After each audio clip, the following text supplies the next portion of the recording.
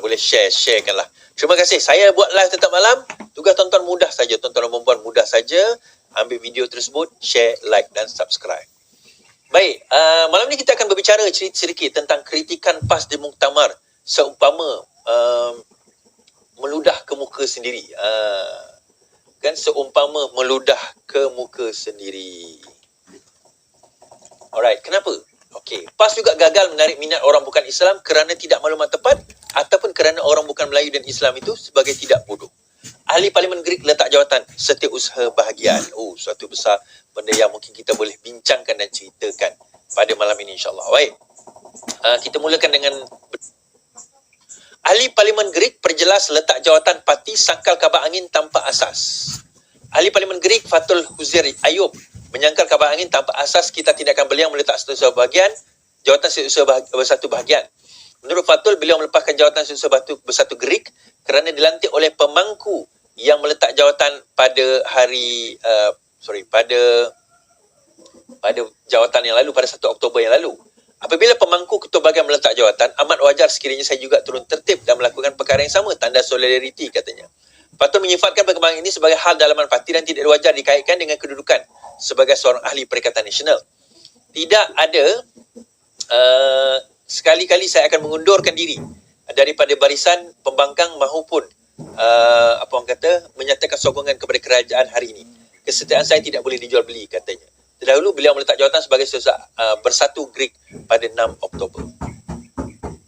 Baik, now betul kita tidak menafikan tentang bahawa dakwaan beliau mengatakan bahawa beliau meletak jawatan itu bukan sebab beliau menyokong PMX. Semua kita tidak menafikan perkara tersebut.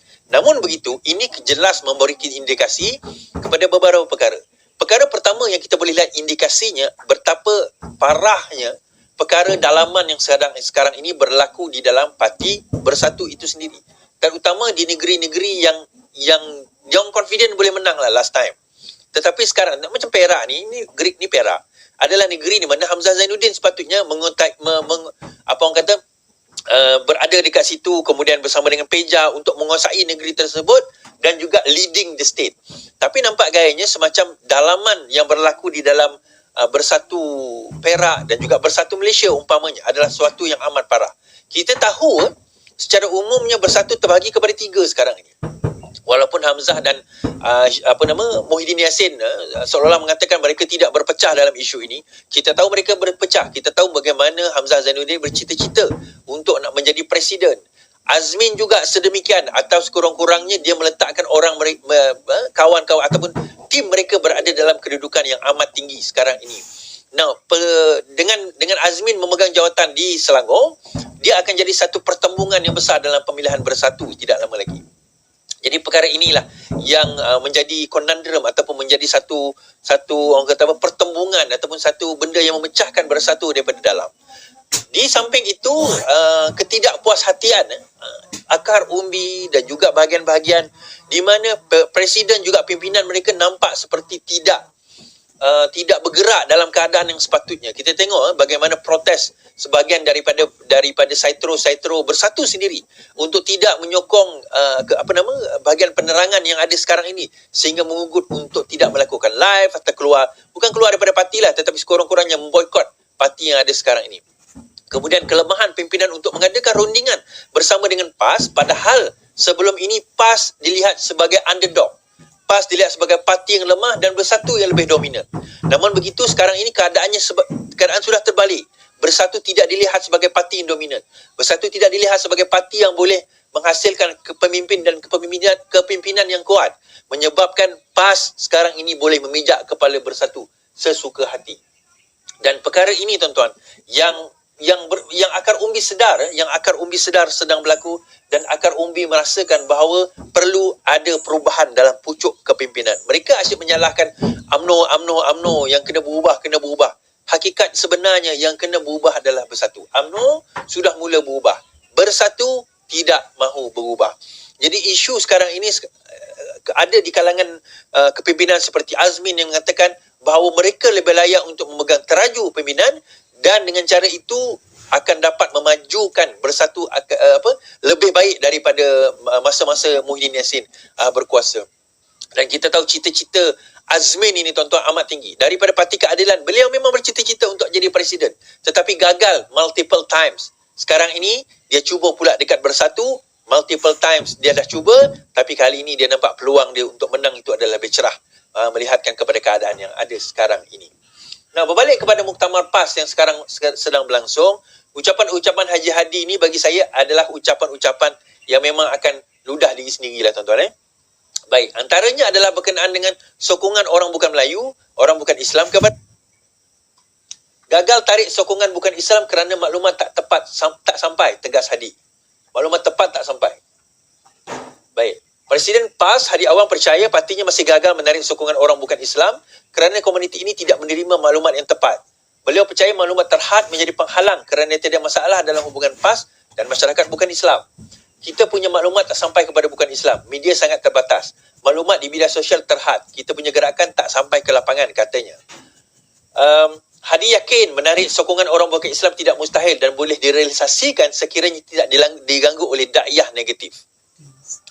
Banyak kenyataan PAS disalah tafsir oleh media. Tegasnya dan menambah jawapan PAS terhadap serangan berdakwah tak sempat sampai kepada masyarakat. Katanya sedang mempersiapkan PAS untuk menghadapi PRU16. Parti itu akan perbanyakkan dialog dengan masyarakat bukan Islam bagi mereka mendapat maklumat tepat. Terdahulu Hadi dalam ucapannya kepada perwakilan PAS mahu PAS mengatasi masalah gagal menarik sokongan pengundi bukan Islam, menyifatkan usaha penting dan berat yang mesti dilakukan. Seiring mesej pimpinan menggambarkan PAS dan Perikatan Nasional Kerajaan menanti, Hadi mengingatkan perwakilan PN gagal membentuk kerajaan meskipun kerusi yang dimenangi PRU15 meningkat dengan mendadak. Ni saya nak bagi tahu, sebenarnya kita pun tahu benda ni, tapi saya reiterate je lah, saya menguatkan saja hujah ini. Sebenarnya tak ada masalah pun orang bukan kata tak sampai je maklumat apa yang orang yang PAS cuba sampaikan kepada pengundi bukan Islam sebenarnya, terutama di Sabah dan Sarawak, terutamanya di Sarawak yang mana menolak keras PAS ini. Now, dia bukan isu tak sampai ataupun mereka terkeliru dengan maklumat tersebut. Tidak. Isunya adalah maklumat yang disampaikan itu memang bercanggah dengan apa yang difahami dan apa yang sepatutnya sebagai masyarakat Islam tu kena faham. Itu sebenarnya. Macam saya kata lah, PAS tidak membawa ajaran Islam yang sebenar. Itu saya boleh kata. PAS tidak membawa ajaran Islam yang sebenar. Sebab ajaran Islam yang sebenar tidak membawa konotasi, tidak membawa apa orang kata hujah, tidak membawa image yang sebagaimana digambarkan oleh PAS. Ini kita kena faham dahulu. Jadi orang bukan Islam ni bukannya orang bodoh. Mereka cerdik. Dan bila kita sebut bukan Islam, jangan fikirkan China dan India sahaja. Kita kena fikirkan Bumi Putera, Sabah dan Sarawak. Mereka juga bukan Islam dan bukan Melayu.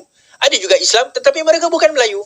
Dan mereka memahami bahawa mentaliti dan cara hidup yang PAS nak terapkan, yang PAS nak bawa, cara dan kaedah yang PAS telah tonjolkan di Kelantan, di Terengganu, di Kedah, bukan cara hidup yang sebenar, yang bertepatan dengan pendirian, dengan pegangan dan juga dengan budaya kehidupan mereka. Itu bukan.